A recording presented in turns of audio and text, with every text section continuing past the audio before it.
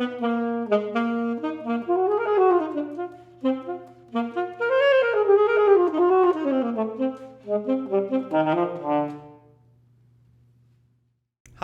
my name is Ricardo Martinez, and I'm professor of saxophone at University of the Pacific's Conservatory of Music.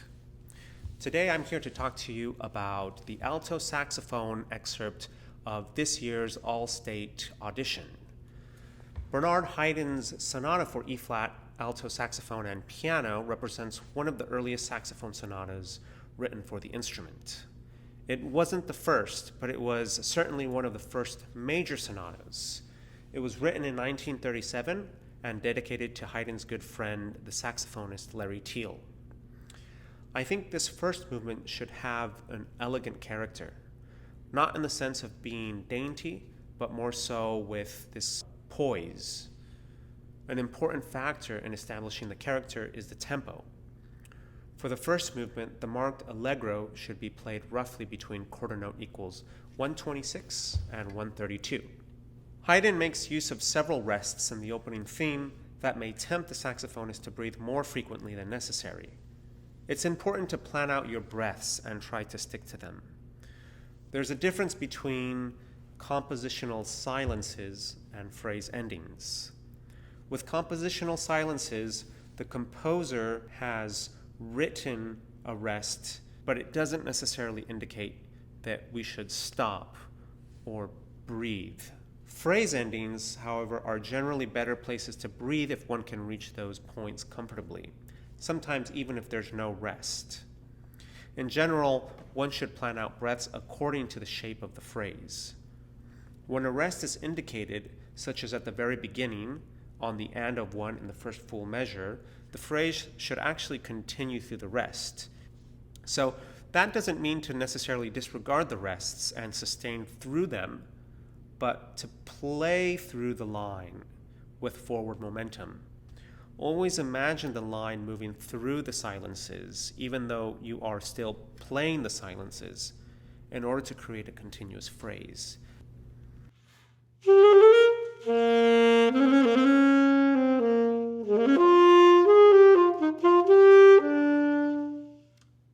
And that's where I'll take my first breath, is that quarter note. So the first breath in this movement, I think, should be where that quarter note rest is in measure 4, which is a 4-bar phrase with the included pickup. Being able to arrive at the quarter note rest with one breath in measure 4 may also help in determining an appropriate tempo for the movement. The dotted 8/16 rests in measures 7 to 9 should be played snappy. Practice these with a 16th note subdivision.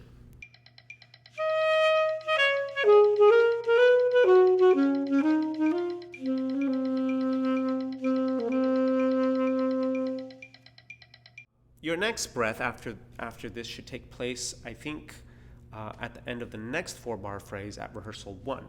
And personally, I like to tank up and breathe again on beat 2, 3 after rehearsal 1. And not breathe again until beat 2 of measure 15. Throughout this section, remember to keep the phrase going through the rests, and above all, don't breathe in every rest. The section starting at rehearsal 29 should be building up gradually until reaching the 3rd octave D in measure 29. So this section is climbing up by whole and half steps starting from measure 25, and you want to think of them as kind of little terraces, like stairs, steps up a staircase.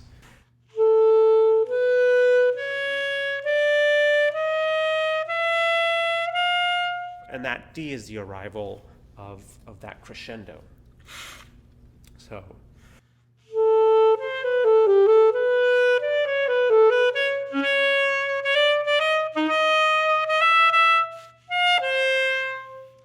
Okay, and this brings us to our mixed meter section of the movement.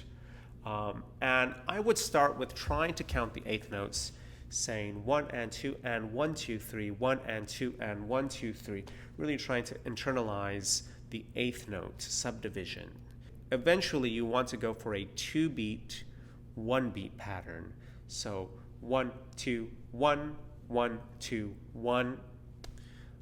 So this is a very good section to practice with an alternating 2-4 and 3-8 pattern if you have a metronome that can do that.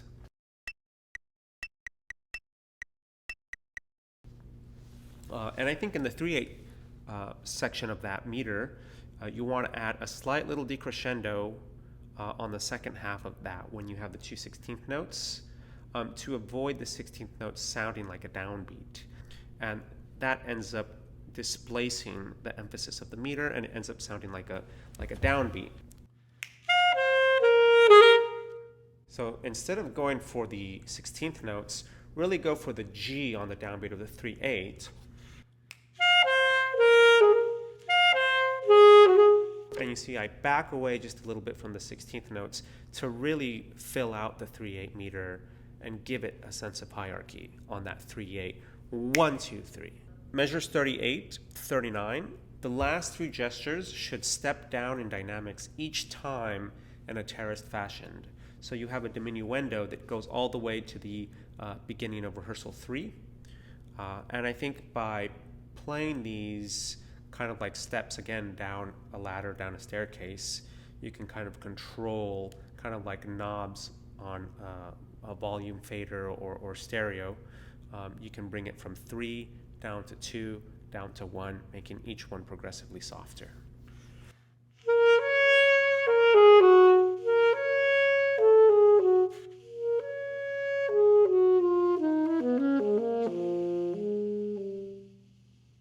And I do take my last breath 2 before 3. That's the last spot where I'll breathe, and that helps set up the closing gesture. In this third movement, it's important to feel the 9/8 in a larger 3 pattern rather than in a subdivided 9 pattern. Most performers play this adagio at dotted quarter equals roughly 40 beats.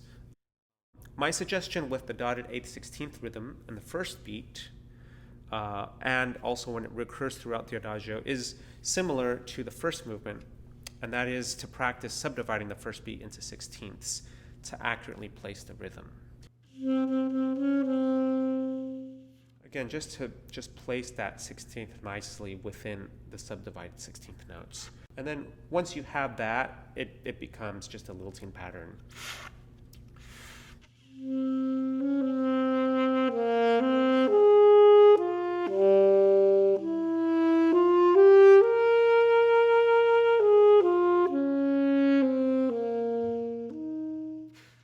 And then that's where I take my first breath right there. And that is because Heiden indicated that the saxophonist should breathe after the tied 8th notes. As with the first movement, it's important to plan out your breaths according to your own lung capacity, but also that you punctuate the phrase endings. Whatever tempo you decide, make sure to feel the meter in 3 and see if you can get to measure 4 in one breath. The next breathing difficulty is deciding where to breathe from measure 8 to the end of the excerpt, as there are no more rests. In this case, I use the following breathing pattern. In measure 9, I breathe after the tied G on beat 2, before the 2/16 notes. In measure 11, I'll breathe again after the tied B flat across the measure, before the A. And then measure 12, I'll breathe after the tied F sharp, and that'll be my last breath. I'll take it from there to the end of the excerpt. So a particular challenge in this adagio is the response of large intervals. So the first challenge presents itself in measure 1 with the jump from the middle D to the low E. So I suggest using side D. So in order to play a side D on saxophone, you want to use just the E flat key, right? Not the D key with the E flat key, just the E flat key by itself. So that'll sound like this. It sounds a little more hollow, but it has a more delicate character and also helps bridge to the lower range of the saxophone.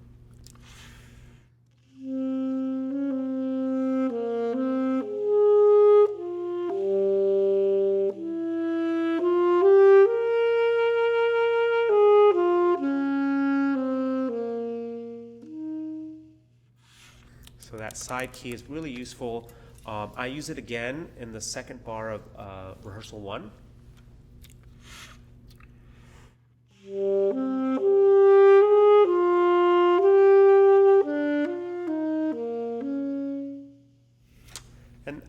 that brings me to discussing a little bit about short tube and long tube fingerings, which I think is something that saxophonists don't talk too much about, but I know clarinetists, for example, will frequently talk about playing and smoothing out the break of the instrument. The saxophone has a break too. It's just not as difficult and not as prone to squeaks as the clarinet break is. But we still have to take into consideration blend and balance between those 2 points of the instrument. Just to wrap up this last section of the Adagio, I think it's perfectly acceptable to include a collando in the final figure. So this is rehearsal 2, right on the downbeat of rehearsal 2. I think it's okay to use a collando. And here I use some other side fingerings too. So I'll use a side D and even a side E flat.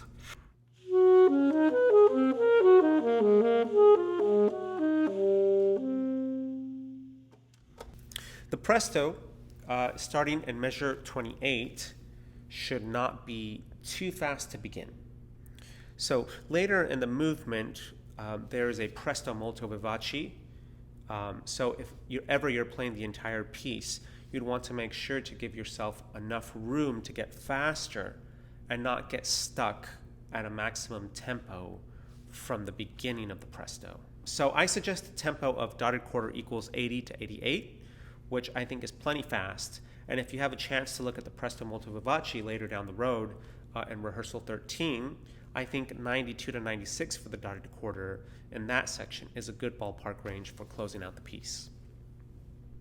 In measures 28 to 31 and other similar places, you may leave the right hand fingers down when moving across from middle D to C and D to help smooth out the line.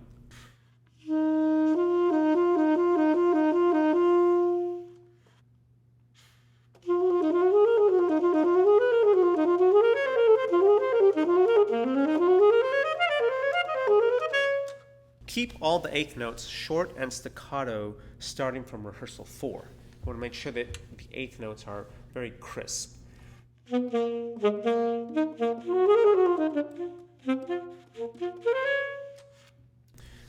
Lastly, take the last 2 accents with a grain of salt.